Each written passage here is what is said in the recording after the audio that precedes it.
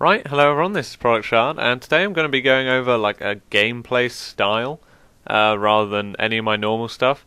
It's something I kind of thought of, and, well, I guess I probably didn't think of it first, but I started doing it, and I've got Alex and Feldy involved in it now, and everyone that's tried it has absolutely loved it, so I thought I'd bring it to you and let you guys have the same amount of joy and fun that I've been having, and basically, if you look down the bottom right, not at the moment because I'm EMP'd, which is horrific timing, but you can see my kill streaks there, and this is on a game of Demolition right here, and I've just got UAV, what was it, Hunter Killer, and the care package, and this is something I like to call, considering other people have been calling other stuff the care package loop, and this is hilariously fun.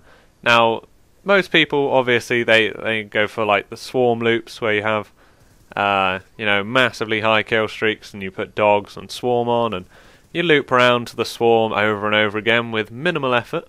And to be perfectly honest, who cares about getting swarms? They're boring. You just click them in and that's it. So I'm bringing you a care package loop. So you can get care package after care package, as you will be seeing here, with minimal effort, basically. Now, well, I have some notes here. Now, the class I want to go over first. This is kind of the most important thing. The gun and stuff doesn't matter, but you need to make sure you are running hardline all the time, and engineer as well. Hardline because it gives you, or makes it so you need less points to get the care package and the UAV and the Hunter Killer, and then you need engineer, which is also a huge must, and this means you can re-roll the care packages.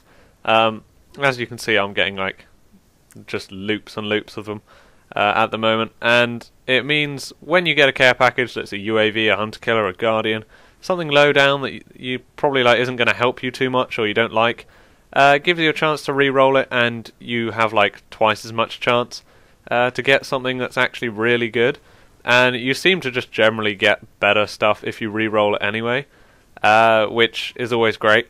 But I do suggest using perk 3 greed, because engineer, it's useful for the care packages and kind of surviving because you can see equipment, but it's not the most useful perk for actually like getting into gunfights and stuff. So I would recommend using perk 3 greed and putting dexterity or dead silence or something, or awareness, something that you find better that helps you actually get the kills in the first place, because engineer is not going to help you do that bit, I don't think. It definitely hasn't helped me, so I had to put dexterity, it is dexterity on as well, meaning I can just stop and start firing at people much quicker, and because I play a bit too aggressively with like assault rifles and stuff, like the SCAR that I was using at the beginning, then I kind of need this, but you might need something else.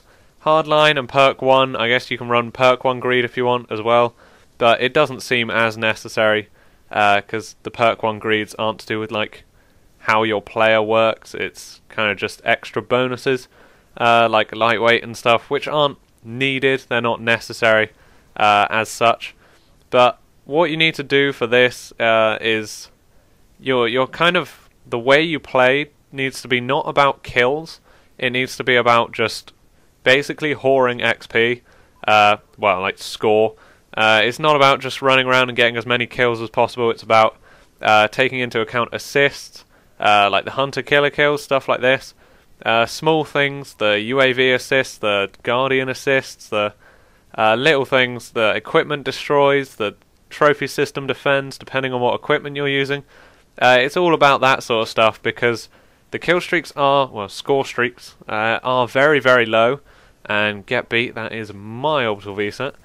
The score streaks are very, very low, obviously, which makes them kind of easy to get to, but you need very, very few points to like get between one or the other, and like 1 or 2 UAV assists or the kill with the Hunter Killer actually makes all the difference, and means that you can get from one to the other and continue to cycle round over and over again.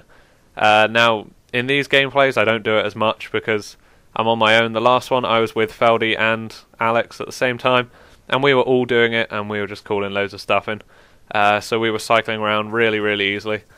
But the kind of whole point of it is the UAV, which is the first one, the first score streak, like out of all of them, out of all score streaks in the whole game, is the hardest part of this to get. Once you get to a UAV, it becomes very easy, obviously. The UAV is like it's like 425 now. With hardline it might go down to 400. So that is 4 kills, or that's a B flag cap and 2 kills, or a plant and 3 kills maybe? I don't know. It's not very much, and but that is basically the hardest part. So if you can get UAVs easily, then you can get stealth choppers, as you've just seen. You can get Dragonfires, lightning strikes, you can get... I've had VTOL warships and orbital VSATs and stuff within like the first 20 seconds of games and that. But the UAV, once you get that, you start getting UAV assists, you know where everyone is, and you can start getting kills, assists, stuff like that with all your equipment, your gun. The gun doesn't matter, basically. You can use whatever gun you want. But then when you get to the Hunter-Killer, the difference between a Hunter-Killer and a care package is 25 points. Now, a Hunter-Killer kill is 25 points. So if you can reach a Hunter-Killer with hardline, I'm guessing it's about 500, because you seem to get to it like square on Hunter-Killer all the time, rather than getting like halfway through it. And that one Hunter-Killer kill, you just whip it out, throw it up in the air, and it will land on somebody and get a kill, hopefully. Might get a double kill, triple kill. I've got a quad before with one, which was hilarious and very unexpected. But that gets you straight to the care package. And then another big thing is that in this game, everything you get from a care package gives you score, and that score counts towards your next UAV. Now, obviously, because you've got Engineer, it means you can re-roll the care package, and you have a decent chance of getting something that will get you, say, 100, 200, 300 points, depending on what it is, how good you are with it. But in general, it will get you at least 100 points, and up to 300-400, and that obviously counts towards your UAV. You then get the UAV, then the UAV helps you get the Hunter-Killer. The Hunter-Killer gets you straight to a care package. You bring in the care package, use the care package, you get up to the UAV again. And normally when you're calling in care packages, enemies will run to you, and they will dive for the care package. They don't care who's around it. So even when you're defending it, waiting for it to come down, you can get a few kills as well, pretty easily. You don't really need to try very much, like, to kill those people. They won't be basically trying to kill you, they'll be focused completely on the care package. So that gets you a free 1 or 2 kills, and this just continues to go depending on whether you hold your position, what game mode you're in. Things like this, where you're in kill confirmed, you obviously have to run around, and you have to get closer to people, but running through 3 tags in a row, if you've already got a kill or 2 kills to get those tags, if you run through them, you're straight up to the UAV and basically a care package. And then this whole cycle starts if you can hold your position. And from the care packages you will get lots of stuff like Guardians, Sentry Guns, the Stealth Choppers, stuff like that. Things that aren't particularly high, you will get them from like the re-rolling pretty often. And you can start, if you've got 1, 2, 3 of you, obviously the more people, the more kind of different score streaks you'll be getting, the more of kind of like a base that you can build up, or the easier you can cover different objectives. In Demolition, like you saw at the beginning, if you had maybe a Sentry Gun between you, a Guardian, a Stealth Chopper on it, then one of you got lucky with a VTOL, you started having some Hunter... obviously all of you are getting Hunter-Killers, so they're covering the objective, they're not letting anyone get blown up, or like planting the bomb and blowing it up, which means they can't plant or defuse the objective. You're always getting constant UAVs, so they're not going to be able to take them all out in time. So you always know where the enemies are, depending on, obviously, whether they're using Ghost. And you're, hopefully, 1 or 2 a game. You'll be getting something really high, like a VTOL, a Lodestar. What else is there? I guess you could get dogs or swarms every few games if you've got 6 people on a team doing it. You obviously have to play a bit more defensively because you've got to stay back to obviously cap the care packages. But as your team gets more and more stuff, your team will become more and more powerful. You'll be able to move up further in like an objective type game mode like Demolition, which moves your kind of line forwards, and then you can throw care packages down nearer to you, and even if you don't get them, your team will be able to re-roll them and cap them if they want. So the whole team still gets better and better and better, and as you go through the game, you will like basically become unbeatable, rather than it all being about, oh, I got 1 off a VTOL and no, is it a VTOL? I keep saying VTOL.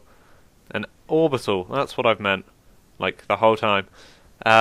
If you get like 1 off an orbital VSAT and then die, and then everyone gets angry, and then you don't have another orbital for like another few minutes while you try and get one, and everyone's doing that and try and get the really high kill streaks. Instead, you will be just raking in all the different stuff like this. Like at the start of a round here, there are 3 care packages called in. We've got Lightning Strike, whatever the other guy got. There's a UAV as well. Good old UAVs. I may have stolen it, but never mind. And yeah, we start the round we were back a little bit, which meant they got the plant in. But calling in the Lightning Strike, calling in the UAVs, calling in the Hunter Killers, cleared the objectives completely. There's that guy killed. And easy defuse here. And then you're back. You've moved your kind of line of defense up. And you're all good. Now, this can get, I guess, a bit frustrating. I mean, we now get, like, really emotional when we get killed 1 off a care package. But it does come very, very rarely. And you should be absolutely fine, to be perfectly honest. If you get 1 off a care package, then make sure your team gets one. Start raking in some UAVs. And get one yourself, and you'll gradually build it up. Even if you're playing on your own, you will like have so much fun doing this. Just make sure you got that engineer and the hardline, and you'll be a-okay. And build the class around that however you want, and you'll be absolutely fine. I will say maybe kind of run a launcher, because points from shooting down stuff, I don't do it much because I always forget. But if you put an FHJ on or a SMOR, shooting down air support like UAVs will get you a lot of points, and can lead you to that first UAV really, really quick. Especially at the beginning of like a demolition round halfway through the game, they'll generally call in 1 to 2 UAVs straight away, and that can be a very easy way to get up to your first UAV first care package and get the ball rolling. So give this a go. You'll have great fun, I guarantee. And thanks for watching. Leave a like if you enjoyed this or if you've tried it and it was good fun, and I'll see you next time.